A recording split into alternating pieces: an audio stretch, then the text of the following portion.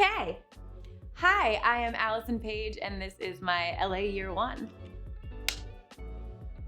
Okay. Okay, so tell me about your first year in LA. Oh man. Feels like forever ago. My first year in LA, if I had to sum it up, I would say it was the year that I knew what I was made of. It was 10 days after my 18th birthday, and I decided to pack up all my things and take my dog and move to Los Angeles. And my original plan was to go to either law school or move to LA and be a star. And to my mom's sheer enjoyment, I picked Hollywood. So yeah, I moved to LA. I didn't know anybody except for one person who was my boyfriend at the time. And he was not a great dude, not a good dude at all. I got here and I had only one experience in front of a camera. And that experience is what made me fall in love with acting. I was a dancer and I played sports my whole life. And then I did this project and I was like, wait, I can play pretend and play make-believe and do this as a profession. I'm in. I was sold, it hooked me, and that's what sort of motivated me to want to be an actor. I chose LA because the guy that I was dating at the time, we were doing long distance and he lived in LA, and he basically was like, my agent, I can get you in with my agency, I know the city, move here, come here, and I'll sort of show you the lay of the land. And that sounded amazing to me. I had like built-in help. Little did I know I would have to pretty much learn the lay of the land on my own, because his help came in the form of control and ownership and not actually sincerely wanting me to succeed. So my parents, who I couldn't have done, I couldn't have done most things in life without them. They were super, super supportive, but they had sort of an ultimatum for me. They said, look, we support you on this journey, but you have to be able to pay your rent and pay your bills, and we will only financially help you for the first 3 months. And if in 3 months you're just partying or wasting your time and not taking this seriously, you have to move back home and you have to go to college. And I think they thought that would scare me, and instead it just motivated me harder. I was like, nope, I'm not coming back home in 3 months, watch. And I ended up getting any and every job I could find. I think at the time I was a personal assistant at a commercial agency from 9 to 5. And then I would teach dance to little kids on the weekends. I would work at CPK as a hostess at night. And then I also would babysit any chance I could get. And I was just trying to make and save as much money as I could. And that mentality comes from, I have two parents. My mom was a full-time nurse, and my dad worked any and every job he could to make sure his kids had everything that they needed. So that working mentality I was raised with. So that wasn't a challenge for me. And at 18 years old, you have the energy to just never sleep. So I was working all these jobs and I was able to pay my rent after 3 months and stay in LA. And for the first time, it's like I was living this double life of, on one hand, I had all of this newfound freedom and independence and motivation and drive to create this life that I wanted for myself, which was to be an actor. But then on the other hand, I was also at home in a relationship that was super abusive and super toxic and I felt like a giant in the outside world, like I could do anything. And then when I was at home, I was dwindled down to made to feel like I was this big and that I wouldn't be able to accomplish anything. So it was a weird first year of just those battling feelings constantly all the time.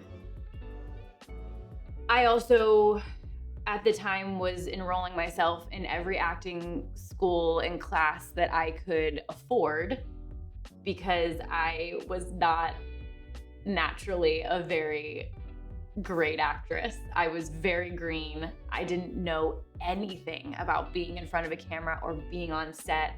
My resume was just that of a dancer. And so I really was like, I have to learn this craft if I'm gonna do this because I want to be the best that I can possibly be, and I can't do that without education. So I was in every acting class that I could find and just figuring out what worked for me and what didn't. And that really allowed me to build and find a community. Because at the time, I didn't know anybody except for this douchebag that I called my boyfriend. And his friends were were my friends. And in sort of finding my place in different classes and different workshops, I was able to sort of find people that I was able to feel seen by. I spent most of the first year, I felt like I was just sort of stuck and I couldn't leave this person because I was fearful that my parents would make me come home, and I didn't know anybody and I didn't have anywhere to go. So in order for me to stay in LA, for whatever reason, I was just young and immature and inexperienced in life. I felt like I had to stay in order to be able to keep fighting for my dream. Because if I told my family, my dad would probably have murdered him. But I couldn't tell them that I was in this bad relationship because I felt like they would want to do what parents do, which is to protect me and make me come home. And so I stayed. And I eventually found a tribe of people, girlfriends that I met in the acting world in class, and also girlfriends that I met through actually this partner who really gave me the power to stand on my own and get out of that relationship and get out of that toxic environment and abusive environment and realize that I was worth more and worth better, and I didn't have to know anybody in the city to know that. So that was a big motivating part of my first years when I realized that I was cheating myself by staying in this relationship. Industry-wise, I was lucky enough to work at this agency, and I was an assistant for a commercial agent, and I would just answer phones and emails, and I would do work for him, but I was also learning what pitching meant, what auditioning meant, what casting directors looked for, and what kind of headshots you should have. And I was learning so much on the back end that just blew my mind that I didn't even know happen. You know, as an actor, you are on one side of it and you just sort of know, like, oh, my agent submits me and you hopefully get an opportunity, and that's that. But you working on the back end of it, I got to hear what really went on between casting directors and agents and producers and agents. And I worked for a commercial agent, but I heard there was a theatrical department and we were all just right there within the same building. So I got to really hear their sort of side of it as well. And that's where I met my very first agent, Cole, who was a junior agent at the time. So he was working under one of the main agents at the agency, and he hip-pocketed me. He said, like, look, you don't have any credits, you don't have any experience. I'm working my way up. come be one of my clients because he was able to have a few that he worked with. And he really was the person that got me into rooms and in front of people that my resume never would have allotted for. It just, no one was like, who is this girl? She did ballet in New York. Like, she's not an actor. And he really, really fought for me. So I got lucky in that sense to have found him. And I'm forever grateful for him. I think, you know, when you move to LA, where I came from in Pennsylvania, I think a lot of people have this experience where they are sort of the best at what they do where they come from. I was always in the front line for my dance routines. I was never on the bench for any of my sports teams. My grandmother constantly told me, like, you're going to be the next Vivian Lee, which, thank you, Grandma, but, you know, you're fed with all of this small town hype that you are the best. And then you move to LA and you realize you're surrounded by every single person that came here. Most of them also had that hype or were the best at where they came from, or someone told them, like, go to Hollywood, you'll make it, because no one else from where they were from was trying to accomplish that. And I will never forget, one of my very first auditions was for Days of Our Lives, yes. And I was sitting there with my sides and I was like ready to go in the room and audition, and I had only auditioned a handful of times. And Marnie, the casting director, came out of her office and a girl came out right before her, like not happy, tears in her eyes. And she came out of her office and she said, "This is Hollywood. I don't care where you came from. If you were the best where you came from in Kansas or Idaho or wherever you're from, if you are not prepared and you don't know this material, this is Hollywood. See yourself to the door and don't waste my time." And I remember like peeing myself a little bit, but also going like, I love her. She just gave me the kick in my ass that I needed, because she was right. It didn't matter that I was in the front line of my high school dance team, or I scored the most points in my soccer game, or that my grandmother believes in me.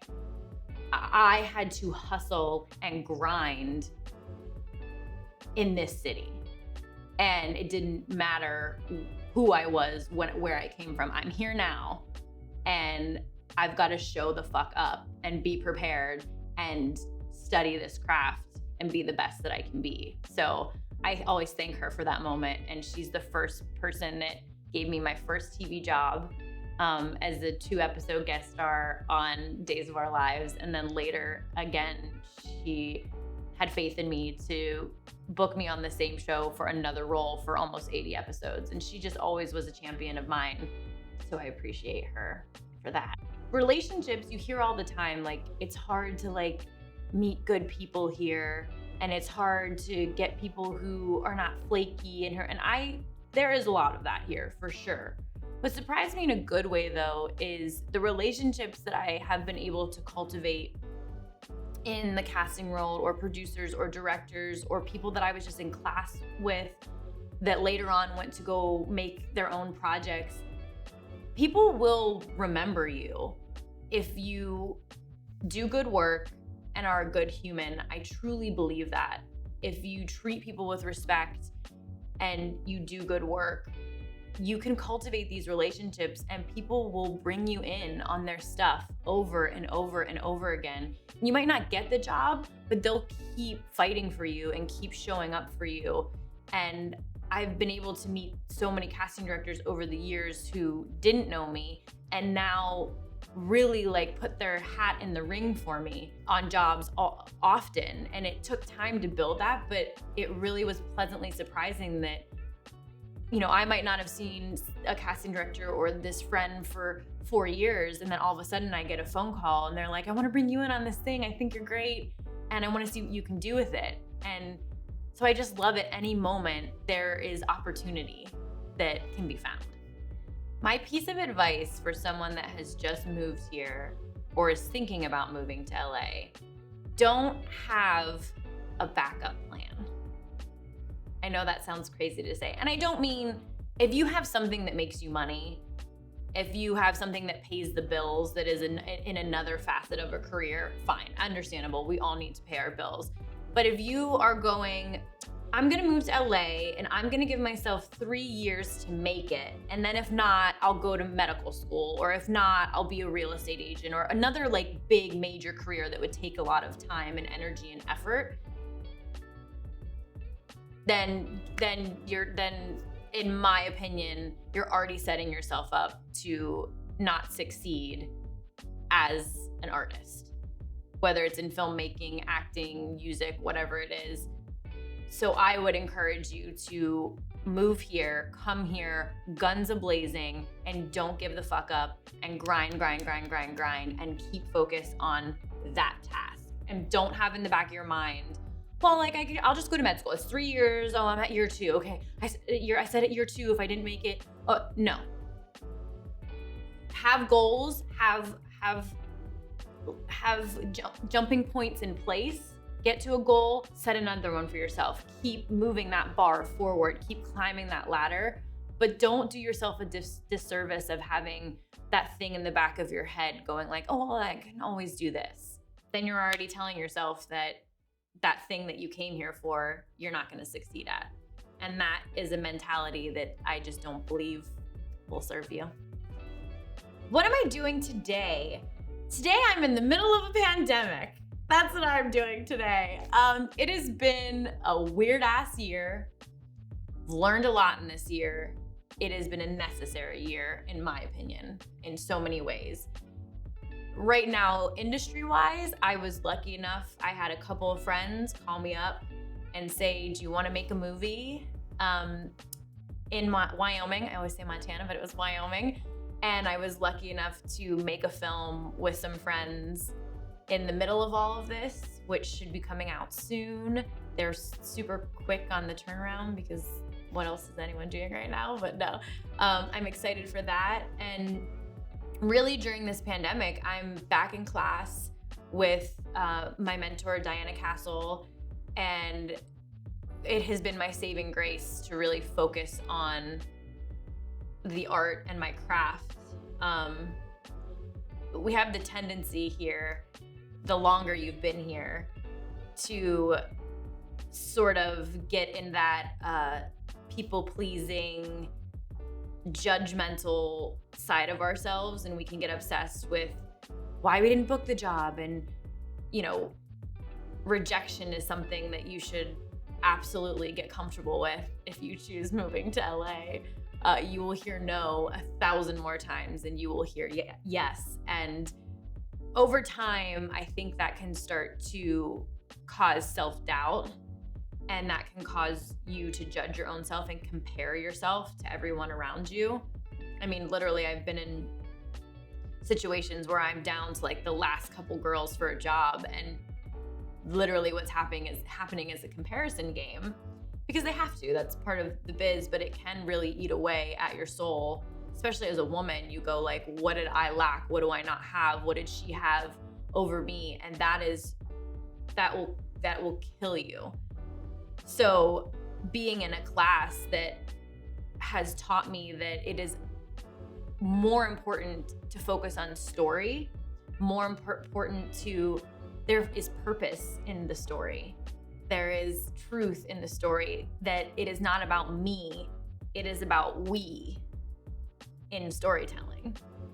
And it has helped me take off so much of that weight of trying to please everybody and do you like me and please give me a job. And it has allowed me to remember why I do this, which is to play make-believe and to play pretend, and to hopefully be able to tell another woman's story and be a voice and a beacon for their experience, accepting it as my own, and that someone will watch that piece of art and see themselves in me. And that is way more rewarding and way more fun than worrying about if I got the job or why don't I have an audition or does my agent like me. So yeah, during this time period, I have sort of realigned myself with what makes me an artist, how to deepen my art, and I'm gonna come out of this pandemic a much deeper, much more empathetic, much more heart-forward artist instead of a people-pleasing, judging myself actor. Yeah. That was great. Perfect. Perfect. Thank you.